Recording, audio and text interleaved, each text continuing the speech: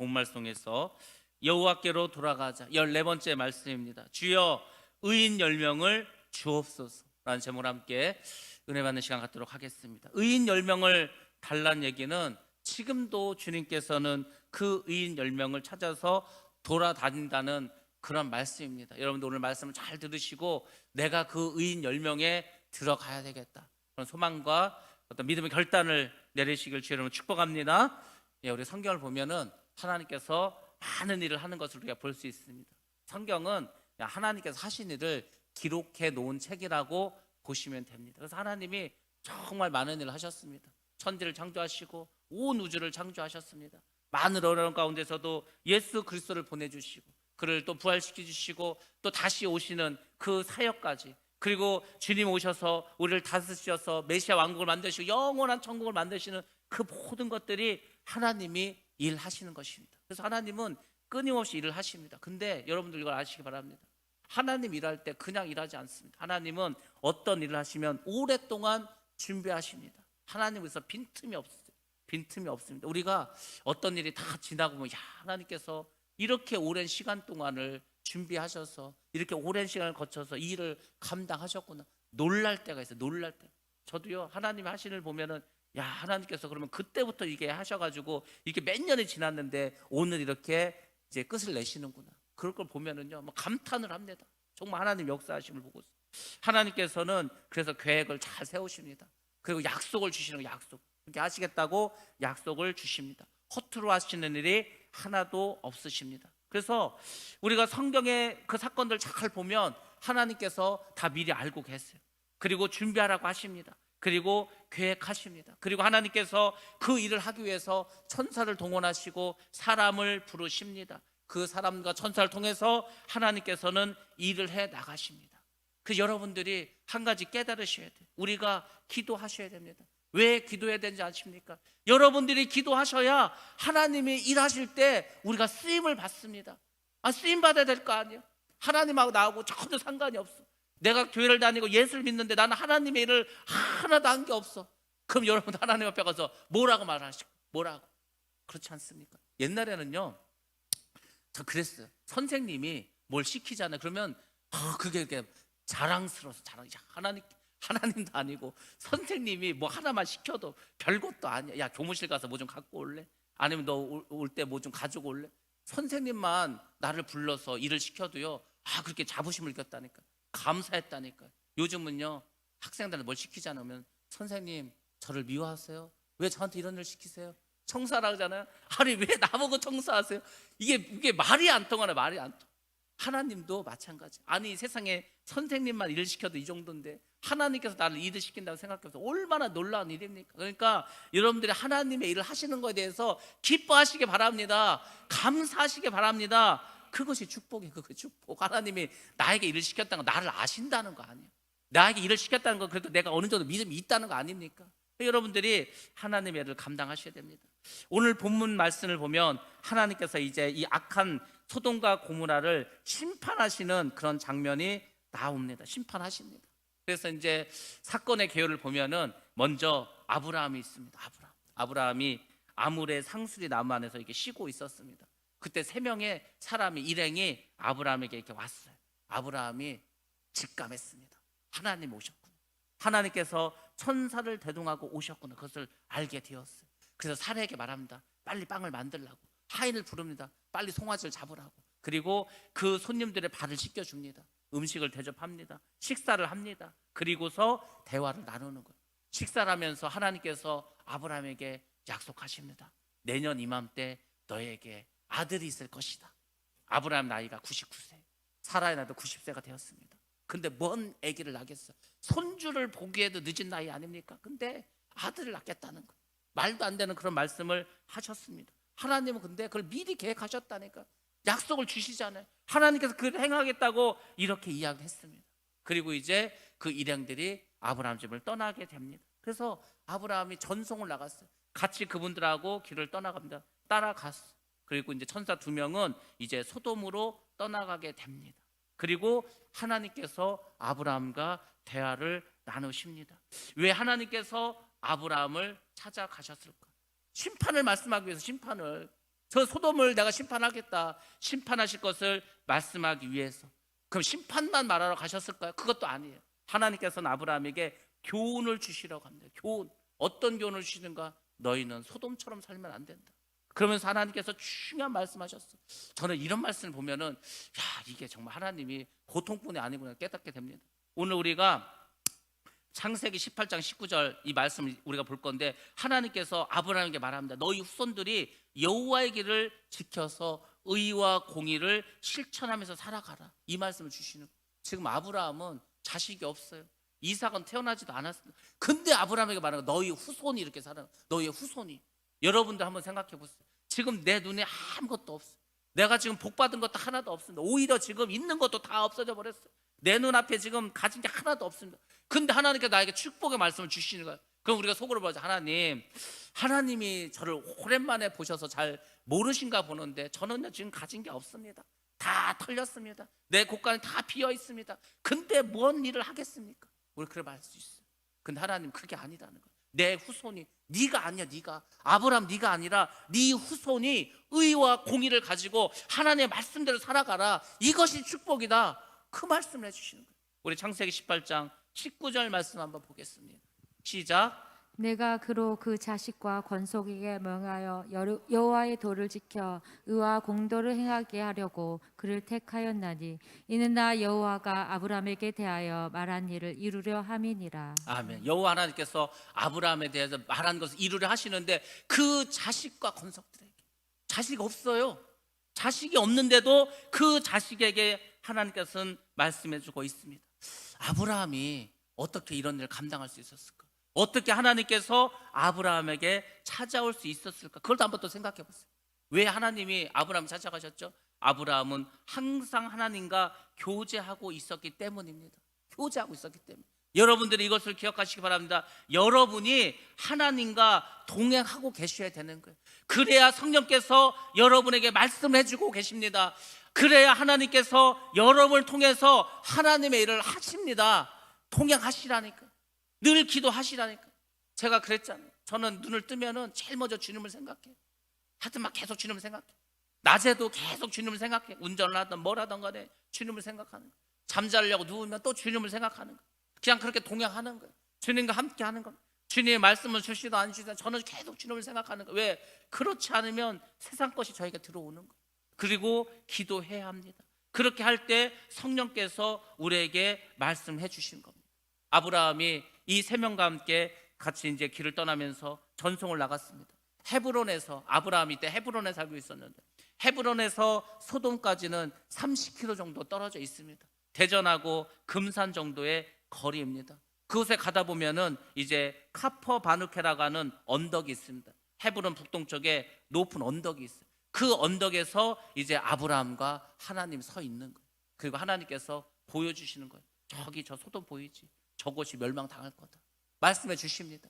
하나님께서는 깨어있는 자들에게 알려주시는 거예요. 우리가 살아가는 이 세상도 언제인지는 모르지만 주님께서 친히 심판하러 오실 거라고 말씀해 주셨습니다. 이미 계획을 해 주셨어요. 그 계획을 지금 하나하나 행하고 계십니다. 그리고 주님의 때가 되면, 카이로스의 때가 되면 결국 하나님께서는 아브라함에게 이 소돔이 멸망한 것을 알려주신과 같이 깨어있는 성도들에게도 이 세상의 마지막을 준비하라고, 대비하라고, 무장하라고 이렇게 가르쳐 주실 것입니다. 그래서 깨어있어야 돼요.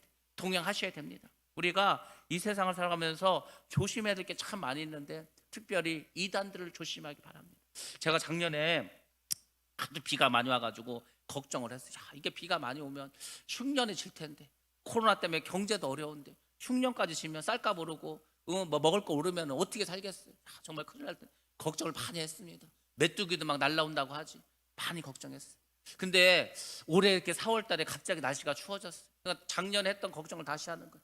꽃이 지금 한참 피지 않았어요. 꽃이 폈어요. 새싹이 나왔습니다. 막 추운 데는 영하까지 떨어졌어요. 막 무슨 5도 밑으로 떨어졌어요. 그러면은 꽃이 그냥 얼어버립니다. 새싹이 얼어버리는 거예요. 그럼 열매가 없는 거예요. 열매. 꽃이 없으면 어떻게 되죠? 열매가 사라져 버리는 거예요. 아, 올해도 과일값이 비싸겠구나. 올해 또 이게 어떤 기상 또 변화가 올지 우리가 알 수 없습니다. 올해 코로나가 올해 끝나지도 않을 것 같은데 만약에 올해 또 코로나가 지속되면서 사실 흉년까지 진다면 얼마나 많은 사람들이 고통당할까. 그러면은요, 이 사람들이 힘들고 어려운 이 마음을 이단들이 삐죽고 들어온다니까. 이단들은 잘 알고 있어요. 사람들을 언제 전도해야 될지 알 수 있습니다. 이 세상 이렇게 힘들지 않습니까? 하나님 오십니다. 주님 오십니다. 대비해야 됩니다. 학교는 뭐하답니까? 학교는 다 끝났는데. 직장 생활은 뭐합니까? 직장 다 때려치고 그냥 우리한테 오라는 거예요. 여기서 같이 하나님 주님 오신 날을 기다리자고. 그 시한부 종말론에 빠집니다. 벌써 옛날에 그런 일이 벌어지지 않았습니까? 92년도에 10월 28일 날 주님 오신다고. 근데 이제 그 30년이 지나서 30년, 벌써 30년 지났습니다. 다미 선교회 그 휴거 사건 그것 때문에 시끄럽대가. 근데 여전히 그 30년 동안 없어지지 않았어요. 그냥 조금만 더 어려우면 또 어딘가가 삐죽고 나옵니다. 삐죽고 나와요. 이단들이 사람들의 영혼을 마지막으로 지옥으로 끌고 가려고 합니다. 그러니까 여러분들이 무장하고 대비하지 않으면 막 넘어가는 거예요. 세상에 믿지 않는 사람들이 이런 시한부 종말론에 빠져서 막 그냥 집을 팔아버리고 학교를 그만두고 직장을 그만두고 막 더 영혼은 지옥 가고 어려움에 빠질 수도 있습니다. 그래서 여러분들이 깨어 있어야 되는 거예요. 시대를 분별하셔야 됩니다. 다시 주님이 오시는 것은 믿지만 우리는 오늘도 믿음으로 살아가고 오늘도 최선을 다하면서 살아가고 열정을 가지고 주의 일에 우리가 매진해야 할 줄로 믿습니다. 어떻게 하면 그러면 우리가 하나님 뜻을 알고 하나님의 계획을 알고 우리가 준비할 수 있겠습니까? 제가 말했잖아요. 주님과 늘 동행하시라고. 주님을 다 생각하시기 바랍니다. 기도의 줄이 끊어지지 않도록 여러분이 힘써야 하십니다. 기도는요, 줄이 있어요. 줄. 이 기도라는 게 참 신기하죠. 계속하면은 시간도 늘어나고 더 깊이 들어가요. 근데 어떻게 좀 기도를 쉬었어. 다시 한번 기도를 하려면 안 돼. 오래 하지도 안 되고 깊이 들어가지도 않고 기도의 줄을 놓쳐버리면 어렵습니다. 왜? 기도는 영적인 일이기 때문에. 그래서 여러분들의 영이 약해지지 않도록 이 기도의 끈을 끊어지지 않도록 늘 기도에 힘쓰셔야 됩니다. 그리고 말씀으로 깨달으셔야 돼요. 말씀을 계속 읽으시고 묵상하시고 들으시고 계속 하셔야 돼요. 그래야 우리가 주의 뜻을 알 수가 있습니다.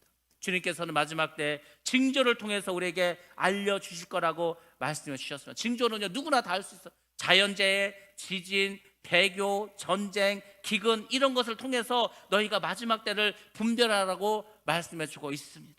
오늘 말씀을 통해서도 말씀해 주십니다. 오늘 우리에게 이 말씀을 통해서 주시는 하나님 뜻은 무엇인가? 마지막 심판날에 우리가 어떤 믿음을 가져야 되는가? 우리가 어떤 신앙을 가져야 되는가? 우리가 어떻게 살아가야 되는가? 왜 의인 10명이 없어서 소돔과 고모라는 멸망당할 수밖에 없었는가? 이것을 오늘 여러분 말씀 가운데 잘 깨달으시고 잘 대비하시고 준비하는 여러분 되시길 주의 이름으로 축원합니다. 이 당시에 사해 남단 시딘 골짜기에 5개의 서급이 있었습니다. 이 사해 바다가 이스라엘 남쪽에 있어요. 남쪽. 이곳에 이제 소돔과 고모라가 있었습니다. 5개의 마을이 있었습니다. 아드마, 스보인, 소알, 소돔, 고모라. 이 5개의 성읍이 있었어요. 근데 소돔과 고모라는 극도로 타락했다고 나와 있습니다. 아주 여긴 죄악의 도시입니다. 죄악 덩어리입니다. 죄가 얼마나 큰지 무겁고 컸다고 말해주고 있습니다. 그래서 얼마나 크고 무거웠냐면 소돔과 고모라 땅이 하나님께 고소했다는 거예요. 하나님 여기 너무 죄가 많습니다. 여기 있는 사람들 너무 죄인들이 많습니다. 막 그렇게 고소했다고 이렇게 성경이 나와 있습니다.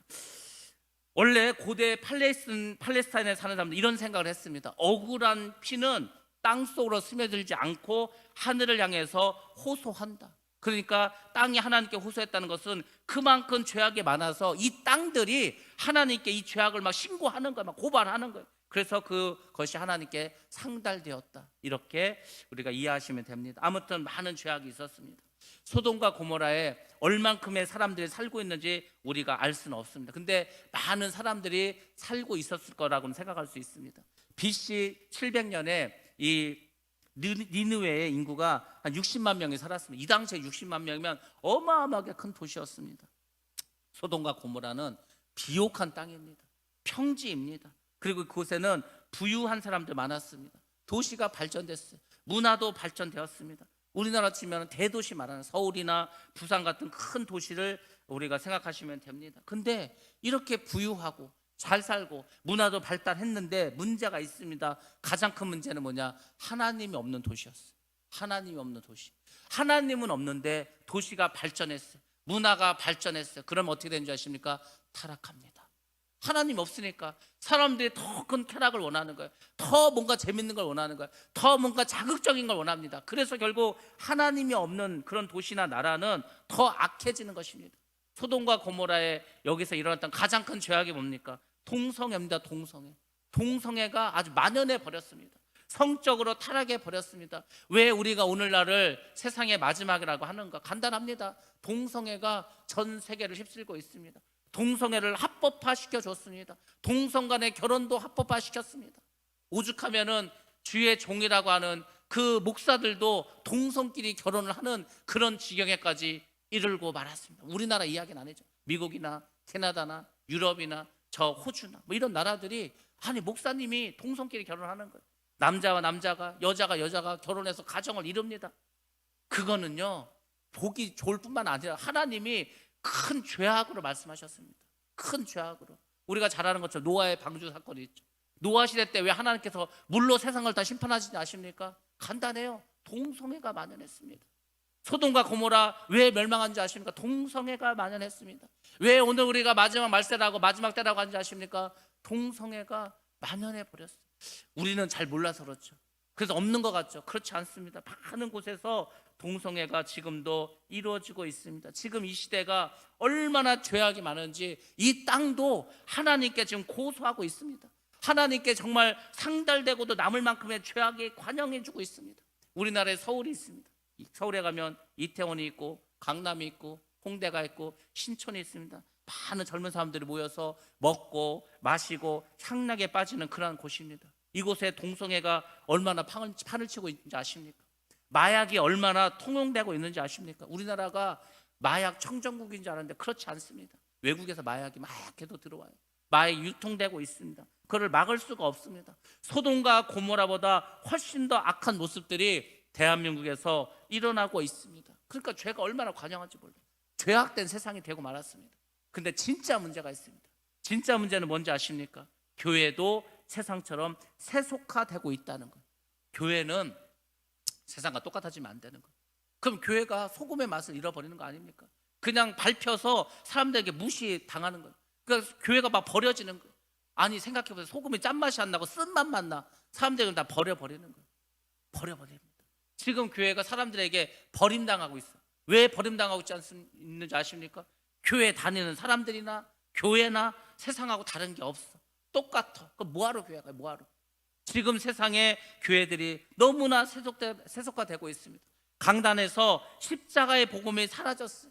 십자가를 얘기하지 않습니다. 왜? 사람들이 싫어요. 아이고 십자가 그거 또 피 흘려야 되고 고난당해야 되고 고통당해야 되고 그럼 언제까지 그걸 들어야 됩니까? 언제까지? 좀 이제 힘드니까 좀 그냥 축복의 말씀, 좋은 말씀, 내 마음에 위안이 되는 막 그런 말씀을 해달라고 하는 거예요. 십자가가 없어져 버렸어요. 그냥 고난 주일에만 십자가를 설교합니다. 십자가가 없는 건 기독교가 아니죠. 십자가가 없는 복음이 지금 판을 치고 있습니다. 주님의 보혈이 사라졌습니다. 주님의 보혈의 능력이 있어요. 주님의 보혈이 귀신을 내어 쫓습니다. 주님의 보혈이 병마를 쫓아냅니다. 주님의 보혈이 모든 문제를 해결해 주는 강력한 힘을 가지고 있어요. 주님의 보혈이 없어. 뭘로 이기실까? 뭘로 여러분의 문제를 해결하시겠습니까? 지금 그런 가운데 우리가 살아가는 거예요. 교회가 거룩함을 잃어버립니다. 이게 무슨 교회 다니는 사람, 안 다니는 사람이나 도덕적으로나 윤리적으로 똑같아. 오히려 더 못돼서 더 나쁜 짓을 해. 그러니까 교회가 욕을 먹는 거죠. 거룩함이 사라졌습니다. 그것이 가장 큰 문제입니다. 아브라함이 하나님 앞에 서서 기도합니다. 지금 하나님께 계속 이야기하고 있지 않습니까? 사실 기도하는 것입니다. 우리도 하나님께 서서 기도해야 합니다. 하나님, 지금 이 땅이 이렇게 죄악 가운데 있습니다. 지금 이 나라가 이렇게 어두운 가운데 있습니다. 기도하셔야 돼요. 기도하셔야 우리가 하나님 뜻을 알 수 있고 우리가 하나님의 일을 해 나갈 줄로 믿습니다. 본문에 보면은 아브라함이 하나님께 이렇게 이야기합니다. 하나님, 악인들과 의인을 함께 멸하려 하시니까 지금 그 소돔이 죄악 가운데 있다 하는데, 물론 죄진 사람 많고 죄인들이 많이 있는데 그러면 거기 있는 의인들은 어떻게 하실 겁니까? 의인들도 같이 멸하려고 그렇게 하십니까? 그렇게 얘기하는 거예요. 멸하러 하시나이까 이 말이 사파라는 단어입니다. 사파. 이게 무슨 뜻이냐면 휩쓸어 가다, 잡아채다, 움켜쥐다 이런 뜻을 갖고 있는 거예요. 아브라함이 하나님께 지금 이렇게 말하는 겁니다. 하나님, 의인과 악인을 함께 잡아 뽑아서 손에 움켜 잡아서 다 같이 똑같이 멸망시켜 버리실 겁니까? 이 얘기를 하는 거예요. 여기 지금 시제가 미완료 시제로 되어 있습니다. 완료되지 않았어요. 끝나지 않았어요. 계속 진행되고 있다는 겁니다. 하나님, 의인들도 계속해서 쓸어 버리실 겁니까? 이렇게 이야기하는 거예요. 왜 아브라함이 하나님께 이 말을 했을까? 간단합니다. 소돔에는 롯이 살고 있는 거예요. 롯이. 자기 조카가 살고 있습니다. 자기 조카를 생각한 거예요. 자기 조카는 의인인데, 그래도 하나님 믿는 사람인데 그 롯 가정도 하나님 멸하실 것입니까? 자기 가족이 있기 때문에 하나님께 간절히 기도했습니다. 여러분들이 아브라함의 이 모습을 보시고 다시 한번 깨달으셔야 됩니다. 정말 우리가 이 세상 태어났어요. 여러분이 이 세상 태어나서 가장 중요한 게 무엇인지 아십니까? 여러분들 구원받는 거예요. 이 세상 그 무엇보다도 돈 많이 벌고 성공하고 이런 거 다 집어치우고 가장 중요한 건 내가 구원받아야 돼요. 그 다음 뭔지 아세요? 우리 가족이 구원받아야 돼요. 그게 여러분의 영원한 숙제예요. 죽을 때까지 숙제입니다. 어떻게든지 내 가족을 구원시켜야 되는 거예요. 우리가 천국과 지옥을 믿지 않습니까? 천국과 지옥을 믿으니까 교회 나오는 거 아니에요 지금? 나는 그래, 나는 구원받았다, 나는 천국에 간다, 이 생각을 하실 거 아니에요 여러분들. 그러니까 여기 지금 앉아 계시죠. 그러면 보세요. 여러분의 부모는, 여러분의 형제는, 여러분의 자녀는 다 구원받으셨습니까? 아니잖아요. 구원 안 받으면 어떻게 돼? 지옥 가는 거 아니에요? 지옥 가는 거 우리가 뻔히 알고 있잖아요. 뻔히 알고 있어요. 그럼 가만히 계실 거예요? 우리 가족이 지금 어려운 일을 당해, 정말 이 세상 살아가면서 정말 힘든 일을 겪고 감옥에만 간다 해도 우리가 뭐 얼마나 괴로워요, 얼마나 힘들어합니까? 아니 그러면서 지옥 가는 거는 왜 그렇게 쉽게 생각하세요? 예수 안 믿으면 지옥 간다니까요. 정해졌어. 예수를 믿지 않으면 지옥 가는 거예요. 근데 왜 이렇게 태평하세요? 왜 가만히 계시죠? 우리가 이것을 철저히 깨달으셔야 되는 거예요. 나만 믿어서 천국 가서 혼자 편하게 사시려고 하지 말고 지옥 갈 내 가족, 내 부모, 형제, 자녀들을 위해서 이렇게 하나님께 아브라함처럼 간절히 기도해야 할 줄로 믿습니다. 아니 여러분의 지상가제가 그 뭐 많은 사람들 선교하고 전도하는 것도 중요하지만 그래도 먼저 가족부터 구원하실 거 아닙니까? 가족이랑 같이 천국에서 살아야 될 거 아닙니까? 지금 아브라함도 그 마음을 가지고 기도하는 거예요. 간절히 하나님께 기도합니다. 그래서 기도하면서 6번을 기도하는 거예요. 6번을 기도하면서 계속 숫자들이 나옵니다. 그래서 저도 오늘 이 숫자를 가지고 한번 여러분에게 말씀을 드리려고 합니다. 아브라함이 하나님께 말합니다. 하나님, 소돔 고모라에 의인 50명이 있다면 그러면 하나님께서 그것을 멸하시겠습니까? 50명. 처음에 이제 50명을 들이댔어요. 그래도 소돔과 고모라에 뭐 수만 명이 살 텐데 최소한 그래도 하나님께 그 하나님을 믿는 의인 한 50명은 있지 않을까. 그래서 일단 50이라는 숫자를 하나님께 이야기했습니다. 50은 성경에서 어떤 의미를 갖냐면 기쁨과 구원과 안식과 성령을 의미합니다. 성경에서 50이라는 숫자가 나옵니다. 첫 번째는 신년입니다. 신년. 이스라엘 백성들은 이제 그 7년 7번 지나서 그 다음 해가 돼서 50년이 되는 해가 되면 희년이라고 해서 노예를 풀어줍니다. 다른 사람이 빚져서 나한테 빼앗긴 땅도 원래 주인에게 돌려줍니다. 그래서 신년은 기쁨과 구원과 안식을 의미합니다. 그리고 한번 생각해 보세요. 오순절 그 순이 열이라는 숫자 아닙니까? 그래서 오순절은 50일을 말해요. 50일 만에 성령이 오시지 않았습니까? 그래서 50이라는 것은 성령도 의미합니다. 오늘 아브라함이 하나님께 말한 것은 오늘의 우리의 말로 표현하자면 이렇게 말할 수 있습니다. 오늘의 의미로 말하면 하나님, 이 땅에 성령이 임해서 예수 그리스도를 믿고 구원의 안식을 얻어서 기뻐하고 즐거워하면서 신앙생활하고 있는 50명이 있습니다. 그래도 하나님 심판하실 겁니까? 이 얘기를 하는 거예요. 이 얘기. 50명. 우리가 한번 잘 생각해 보시기 바랍니다. 여러분은 이 50명 안에 지금 들어가 있습니까? 여러분은 교회를 다니시면서 예수 그리스도를 믿고 그분을 통해서 구원의 확신을 가지고 영혼의 안식을 누리면서 성령 충만함을 받아서 기뻐하는 그런 신앙생활을 지금 하고 계십니까? 그걸 하고 계시면 이 50명의 의인 속에 들어있는 거예요. 근데 구원을 받았는데도, 성령 충만함을 받았는데도 기뻐하지도 않고 신앙생활하면서도 안식을 누리지 못한다. 그러면 이 50명의 의인의 삶에서 벗어나 있는 것입니다. 여러분들은 예수를 믿음으로써, 정말 주님을 의지함으로써, 예수님 그분의 그 십자가의 보혈로 내가 구원을 받았다면, 또 성령의 충만함을 받으셨다면 여러분들은 50명의 의인의 이 삶 속으로 들어가야 할 줄로 믿습니다. 하나님께서는 지금도 이 50명을 찾고 계시는 거예요. 지금도 예수 그리스도의 십자가의 의를 통해서 믿음으로 구원을 얻는 자들을 지금도 찾고 계시는 거예요. 그러니까 여러분들이 의인 50명을 만들기 위해서 복음을 전해야 되는 거예요. 예수를 믿을 사람들 자꾸 내가 발견하고 그들을 위해서 기도를 해야 됩니다. 그 사람이 제일 먼저는 가족이 돼야 된다는 것입니다. 내가 이런 자가 돼야 되겠다. 가족을 위해서 기도하고 정말 50인의 이 은혜에 들어갈 수 있는 그런 성도가 돼야 되겠다. 여러분들 기도하시면서 꼭 기억하시고 또 그런 자가 되기를 제 여러분 축복합니다. 28절에 보면은 45명이 나옵니다. 아브라함 50을 딱 한번 불렀는데 좀 많은 것 같다. 또 처음부터 많이 빼면 또 그것도 그래. 그러니까 슬그머니 5명을 깎습니다. 하나님, 만약에 45명이 있어, 의인이, 그래도 멸망시킬 겁니까? 이렇게 이야기했어요. 45란 숫자는 우리가 40과 5로 쪼개서 볼 수가 있습니다. 숫자 40은 시련과 훈련과 결단과 기다림을 의미합니다. 숫자 5는 은혜와 기적을 의미합니다. 여러분 생각해 보세요. 예수님께서 공생애를 시작하기 전에 금식을 하셨습니다. 며칠 하셨어요? 40일 하셨습니다. 우리가 부활절을 앞두고 기도합니다. 주님의 고난에 동참하기 위해서 우리가 정말 주님의 마음으로 주님의 은혜를 감사하면서 기도했습니다. 사순절입니다. 40일을 의미합니다. 이스라엘 백성들이 광야 생활을 했습니다. 40년을 했습니다. 그래서 40이라는 숫자는 성경에서 시련을 말합니다. 훈련을 말합니다. 결단을 의미합니다. 기다림을 의미합니다. 5라는 숫자 한번 생각해보세요. 5. 성경에서 5 하면 생각나는 게 뭐예요? 오병이어 있지 않습니까? 오병이요. 그렇죠? 보리떡 5개. 5입니다. 5. 그걸 가지고 5,000명 이상이 먹고 남았습니다. 그러니까 기적을 말하는 거겠죠. 하나님의 은혜를 상징합니다. 그래서 45는 이런 뜻으로 우리가 이해할 수 있습니다. 이 세상에 죄악이 많이 있습니다. 그래서 우리가 고통을 당합니다. 우리가 고통을 왜 당해요? 왜 당하죠? 세상이 악하니까. 이 세상이 천국이면 여러분들 고통을 당하겠습니까? 이 세상이 악해요. 이 세상의 주인이 지금 마귀입니다. 이 세상을 악한 영들 다 붙잡고 있어. 예수를 믿지 않는 사람이 훨씬 더 많습니다. 그러니까 우리가 예수를 믿고 살다 보니까 이 세상에 너무 사는 게 힘들어요. 고통을 받습니다. 큰 시련도 있습니다. 그리고 또 우리가 훈련도 받아야 되고 있습니다. 얼마나 힘들어요.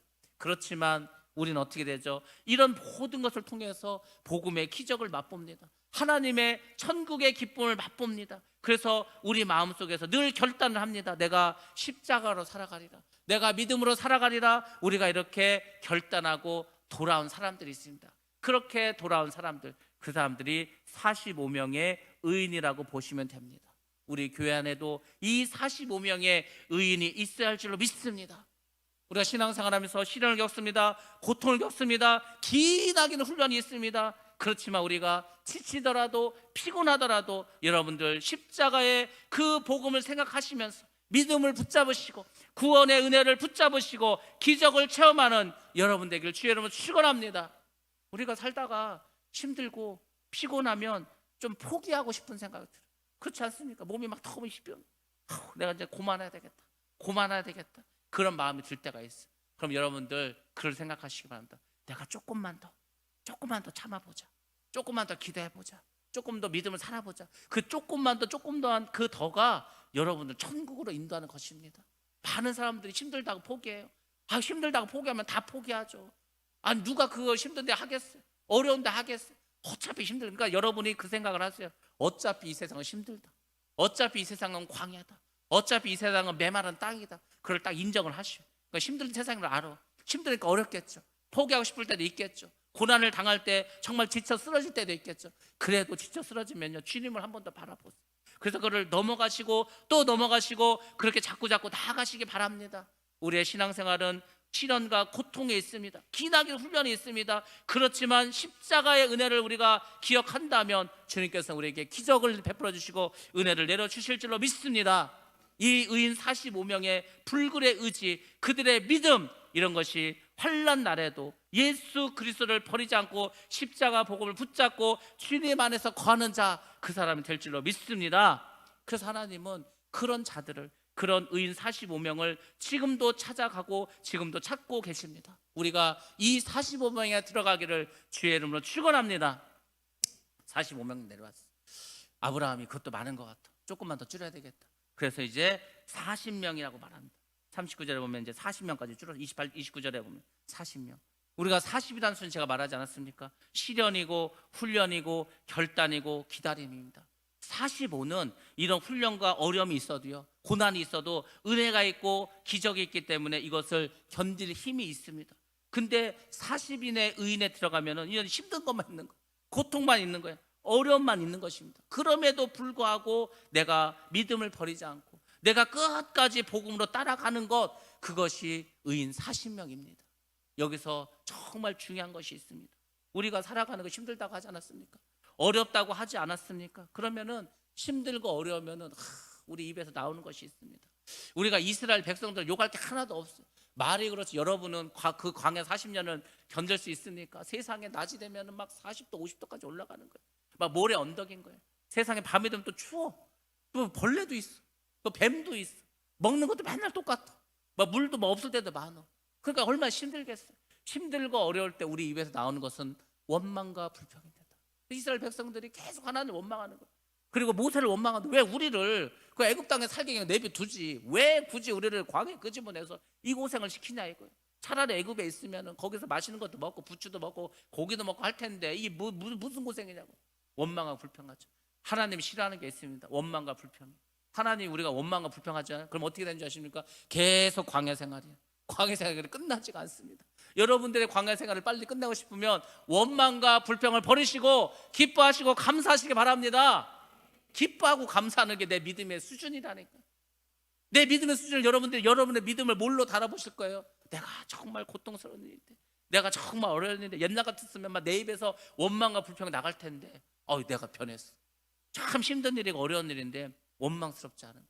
불평도 나오지 않는 거예요. 그 가운데서도 하나님께 감사할 조건을 찾는 거예요. 그 가운데서 기뻐하는 거예요. 그것이 여러분의 믿음입니다. 주님은 그것을 원하고 계십니다. 그런 사람들에게는 주님께서 고난과 광야 생활을 끝내주십니다. 여러분들 40인의 이 의인 속에 들어가시기 바랍니다. 진짜 믿음의 사람이 되시기 바랍니다. 하나님께서 그런 자에게 광야를 끝내는 축복의 삶을 이루어 주실 줄로 믿습니다.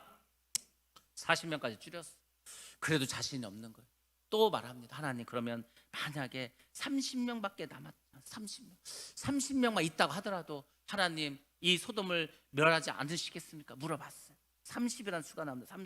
30이라는 숫자는 성경에서 알맞은 순간, 하나님의 때, 그리스도의 피, 그리스도의 헌신, 이런 것들을 의미합니다. 30이라는 숫자가 성경에서 뭘로 나오죠? 예수님께서 공생애를 시작하신 나이가 30입니다.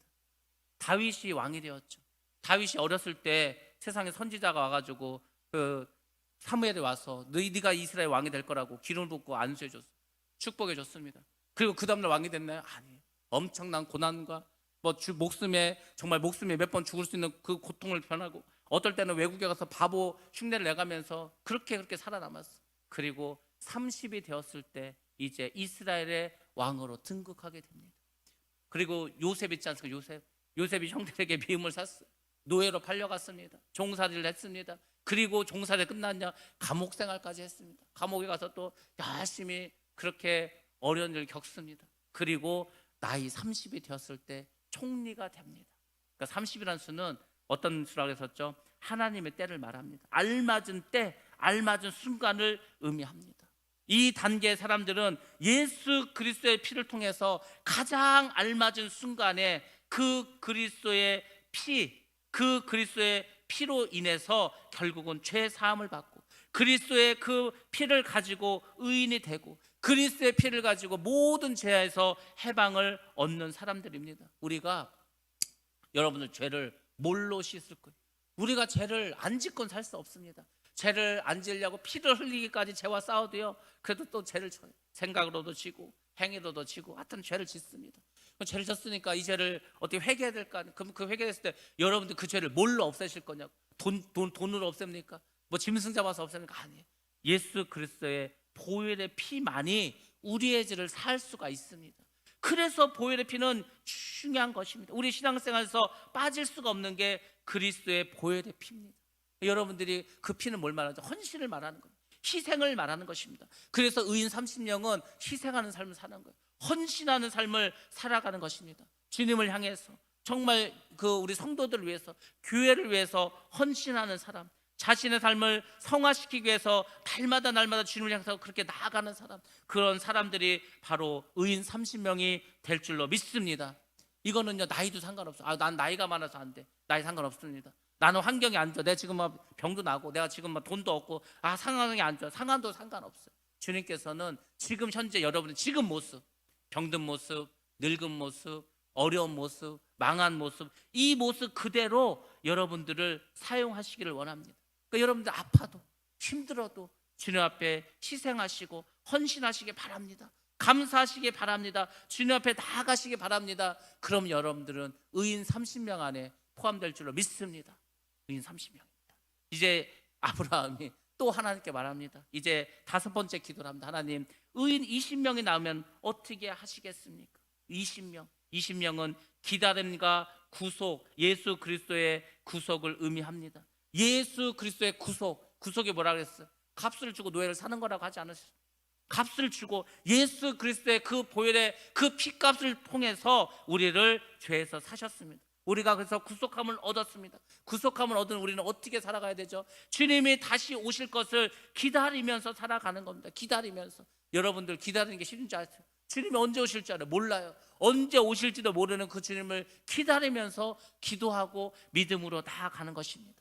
소돔과 고모라 땅에 주님을 기다리는 사가 20명만 있었어도 하나님은 그것을 멸망시키지 않았을 것입니다.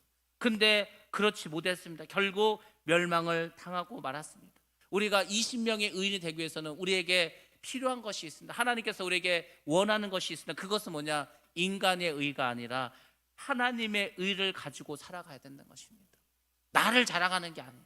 오직 모든 것을 하나님을 위해서, 주님을 위해서, 모든 것은 주님 하셨습니다. 주님께 영광 돌리는 그런 사람이 돼야 합니다.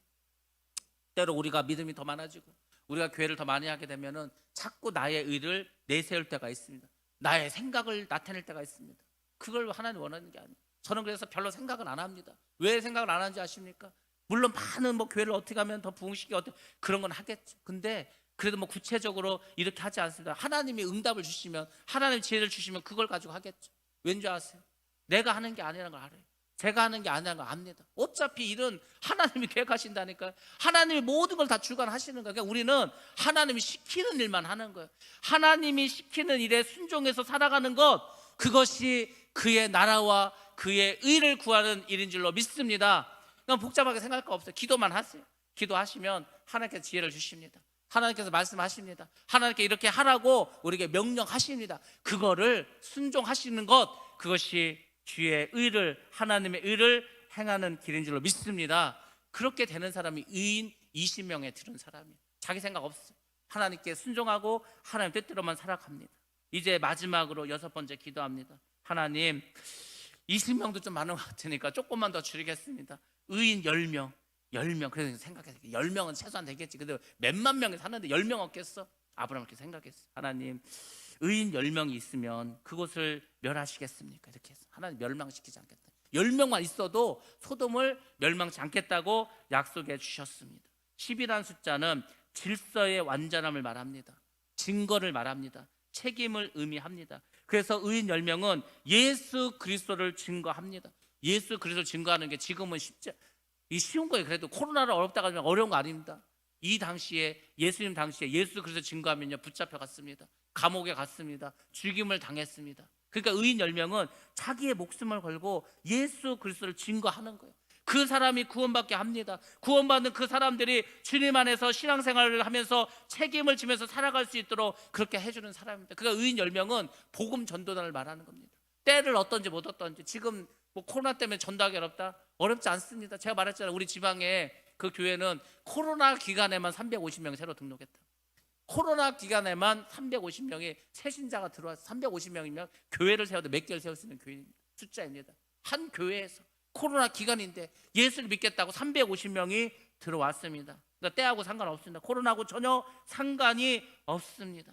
우리가 의인 10명이 되면은 이제 확실하게 깨닫습니다. 야, 내가 세상을 내 마음대로 살아가는 게 아니구나. 내가 살아가는 이 세상은 정말 하나님의 질서 안에서 하나님 원하는 심 속에서 완전하신 그 주님을 바라보면서 그렇게 신앙생활을 하는 거구나. 이것을 깨닫은 사람들입니다. 우리는 정말 기억하셔야 됩니다. 소돔 고모라가 결국 의인 10명이 없어서 멸망을 당했습니다. 결국 구원에 실패했습니다. 이 사건을 통해서 오늘날 우리는 무엇을 깨달아야 합니까? 이 마지막 때에 우리가 어떻게 결단하고 우리의 신앙을 어떻게 만들어 가야 합니까? 이것이 중요해요. 진짜 중요한 건 지금부터입니다. 지금부터. 자, 보시기 바랍니다. 우리가 이 사건을 통해서 깨달아야 될 거 첫 번째는 뭐였죠? 7번째 기도를 해야 된다는 거예요. 7번째. 제가 계속 숫자를 말했죠. 지금 50명부터 10명까지 내려오면서 아브라함이 6번을 기도했습니다. 근데 그런 아쉬움이 있죠. 왜 한 번 더 기도하지 않았을까? 하나님, 정말 죄송한데 5명만 있다면 그래도 이 소돔과 고모라를 멸망시키겠습니까? 한 번 더 기도했어요. 한 번 더. 하나님께서 5명이라고 말했을 때, 아니 보세요, 지금 하나님이 그래 멸망시키지 않게 이렇게 나왔잖아요. 5명만 얘기해도 하나님 그러셔서 그래 5명만 있어도 내가 소돔을 고모라를 멸망시키지 않을 이렇게 말씀하셨을 거예요. 그러면 아브라함은 사실은 한 번 더 기도했어요. 7번째 기도를 드렸어야 합니다. 7번째 기도를. 사실 5명은 넘었어요. 잘 보세요. 아브라함이 있죠. 사레가 있었죠. 그리고 롯이 있었습니다. 롯의 2딸이 있었습니다. 사위가 2명 있었습니다. 그러니까 최소한 7명의 의인이 있었어요. 그러니까 한 번만 더 기도했다면 소돔 고모라는 멸망을 막을 수가 있었습니다. 우리 인생에서 우리가 깨달아야 할 것이 이겁니다. 우리가 늘 여러분의 인생에서 7번째 기도를 생각하시고 7번째 기도를 삶에 적용해 보시기 바랍니다. 내가 한 번 더 시도해 보자. 내가 한 번 더 기도해 보자. 내가 한 번 더 복음을 전파해 보자. 내가 한 번 더 저 사람을 이해해 보자. 내가 한 번 더 저 사람을 용서해 보자. 내가 한 번 더 저 사람을 설득해 보고 참고 한 번 더 주님 앞에 내 모든 것을 한 번 드려보자. 사람들이 이렇게 생각합니다. 왜 해도 안 돼. 해도 안 되는 게 어디 있어요? 6번 기도했는데 응답이 없다. 한 번 더 기도해 보시기 바랍니다. 6번 기도했는데 안 되면 6번 내가 실패했다. 그러면 한 번 더 시도해 보시기 바랍니다. 한 번 더 도전해 보시기 바랍니다. 그렇게 살아가야 돼, 우리 인생이. 그래서 우리가 성공한 사람들, 그렇지 않은 사람 차이는 뭐냐면 어디서 포기했냐, 어디서 그 사람이 주저앉았는가, 어디서 그 사람이 낙심했는가, 어디서 그 사람이 떨어졌는가, 그것을 보면 우리가 알 수 있습니다. 한 번 더 좀만 힘을 내자, 조금만 더 가보자. 그렇게 하면 결국은 승리하게 됩니다. 결국은 기쁨의 날을 맞이하게 될 줄로 믿습니다. 소돔과 고모라는 의인 10명이 없어서 멸망을 당했습니다. 사실은 의인 10명이 없는 게 아니고 의인 3명이 부족해서 이런 일이 벌어졌습니다. 한 번 더 매달렸으면 이곳이 정말 죽음의 도시가 되지 않고 이것이 풍요로운 도시, 축복의 도시, 생명의 도시가 될 수 있었을 텐데, 사해바다가 왜 소금바다가 된 줄 아십니까? 이곳에 소돔이 있었어요. 이곳에 소돔이 있었다니까요. 소돔이라는 그 도시가 왜 소금밭이 되고 죽음의 도시가 될 수밖에 없었을까? 한 번 더 매달리는 것, 그것이 없었기 때문입니다. 여러분들, 하나님은 지금 이 시대에 이 부족한 3명을 찾고 계십니다. 여러분이, 우리 교회가, 우리 주변에 남은 이 모든 그 사람들을 위해서 남은 그 3사람이 여러분이 되시기를 바랍니다. 이 3사람은 조건이 있어요. 첫 번째로 사명감을 가져요. 사명감을 가진 사람은요, 다른 걸 생각하지 않아요. 광복군이 됐는데, 나라의 그 독립을 위해서 그 광복군이 됐는데 뭐 이런 거 저런 거 따지겠어. 우리가 하나님의 일을 위해서 내가 나섰다면 사명감을 가져. 뭐 자녀를 바라보고 무슨 재산을 바라보고 세상을, 이런 거 없습니다. 그냥 주님 오시는 그날까지 사명감을 가지고 가셔야 돼요. 사명감을 가진 사람은 사리사욕을 다 버려야 됩니다. 내가 소금이 돼야 되겠다, 내가 등불이 되겠다, 내가 희생해야 되겠다, 그리고 열정을 가지고 나아가야 합니다. 그 사람이 남은 3사람을 채울 줄로 믿습니다. 이 시대의 의인 10명이 누가 돼야 합니까? 바로 우리가 돼야 되고, 우리 가정이 돼야 되고, 우리 교회가 돼야 되고, 우리 사업장이 돼야 할 줄로 믿습니다. 여러분들 10번째 의인이 되시길 바랍니다. 그래서 시대를 깨우시고 가정을 복음화시키고 땅끝까지 복음을 전파하는 이 일에 정말 여러분들 헌신하시기 바랍니다. 반드시 주님 오셔서 잘했다, 착하고 충성된 종, 너야말로 그 마지막 퍼즐을 맞춘 10번째 의인이다. 이 말씀을 여러분 모두가 듣기를 주의 이름으로 축원합니다. 기도하겠습니다.